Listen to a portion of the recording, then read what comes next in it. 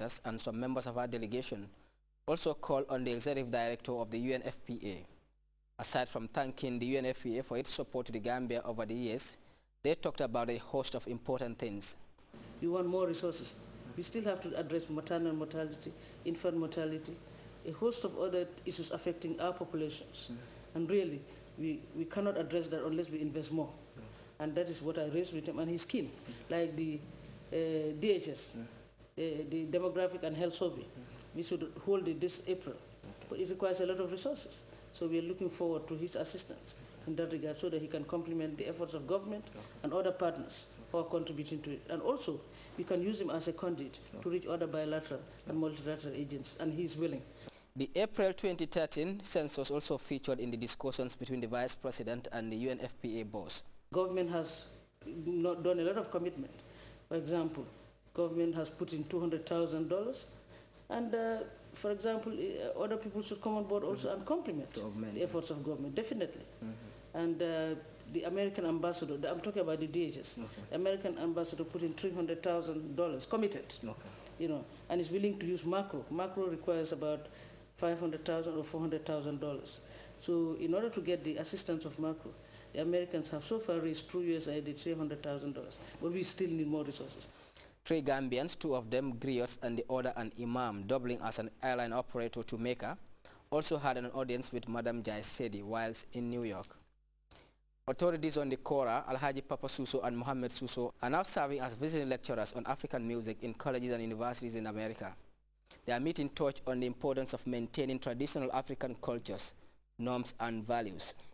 The Grts, who presented copies of their albums to Dr. Jai Sedi, reiterated the need for a country and our people not to abandon its heritage, something they commended the president for taking the lead in the Gambia's cultural renaissance.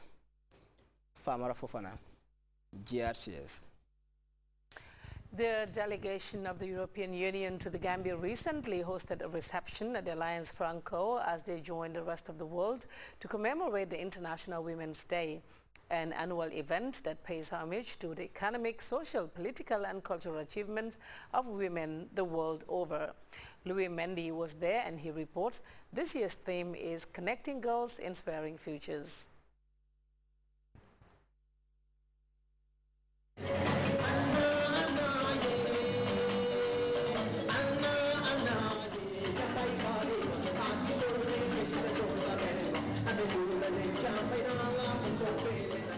It was a night of feasting and dancing as Fawegam once again staged its annual fundraising gala dinner. This particular one was organized to gather funds for the construction of a secretariat. First of all, yesterday we celebrated International Women's Day. So we chose tonight to do our traditional fundraising dinner and dance. And the reason for this is to raise funds to build our secretariat. We have a piece of land that we are trying to build, and we know the only way we can do it is for us to come out and raise funds. And we've had so much support. So many nice people have come out to help us.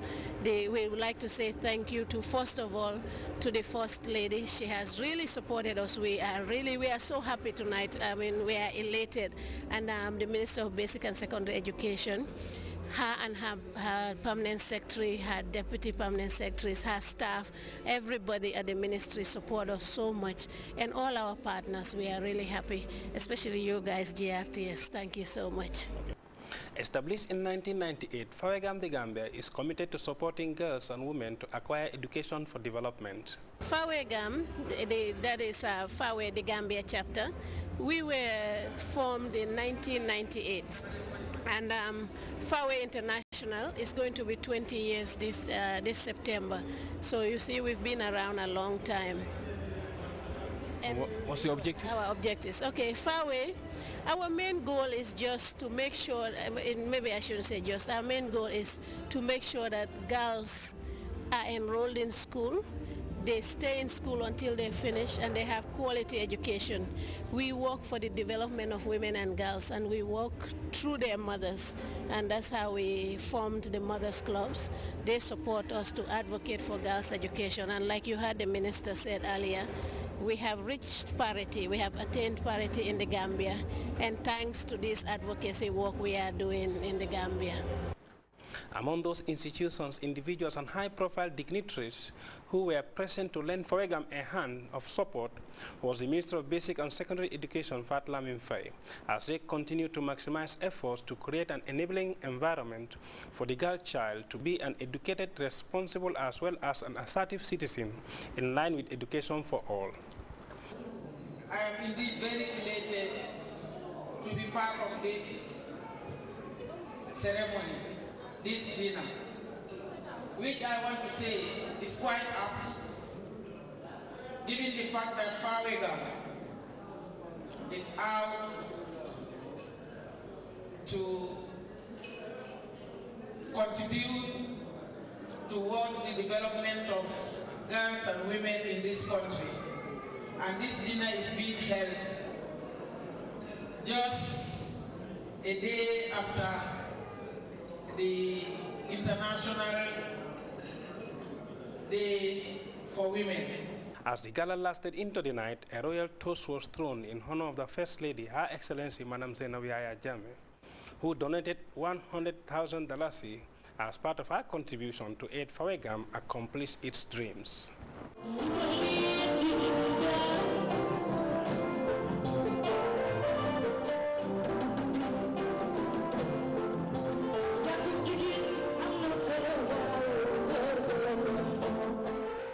Louis Mendy, GRTS. A 5-day forum is underway at the Regional Education Directorate in Kanifing. The convergence, which is jointly organized by ECO International in partnership with the Ministry of Basic and Secondary Education, is anchored on the revival of music and cultural studies in the education system. Samuel Barr attended the opening ceremony and he now reports. This training workshop, organized by the Broadcasting Unit of the Ministry of Basic and Secondary Education, is a culmination of series of consultative seminars across the country on the revival of music and cultural studies in the school systems. The principal objective of organizing this workshop is to revive music and cultural studies in our curriculum. And we have seen it very important, to revive the teaching of music in our curriculum and also cultural studies, because the norms and values of our culture is really dying out. These participants drawn from schools within Banjul and the Kanifing municipality will in the coming days be exposed on basic skills in music and cultural studies. Guro Helman coordinates activities of ECO International. She describes culture as the backbone of every human being and education as an engine for development. She further explains that the merge between these two therefore is a strong tool towards the achievement of the MDGs.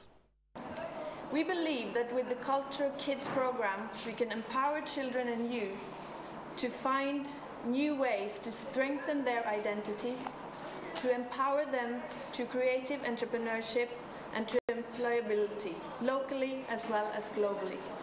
Madam Aisatun Daw delved on the importance of music and cultural studies, which according to her is an obvious outlet for self-expression and creativity.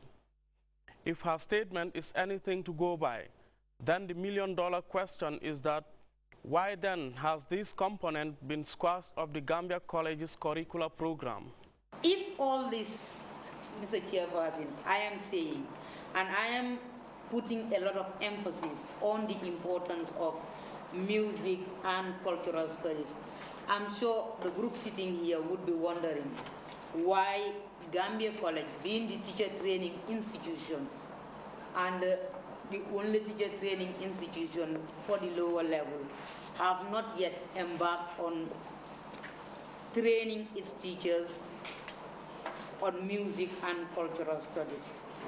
Mr. Chairperson, I would want you to know that we are cognizant and aware of the challenges and the gaps that the absence of music and cultural studies in the schools is creating. However, I would like to assure you that, and the group present here, that Gambia College School of Education, as the only teacher training institution for the basic level, is willing and committed to introducing a well-structured qualitative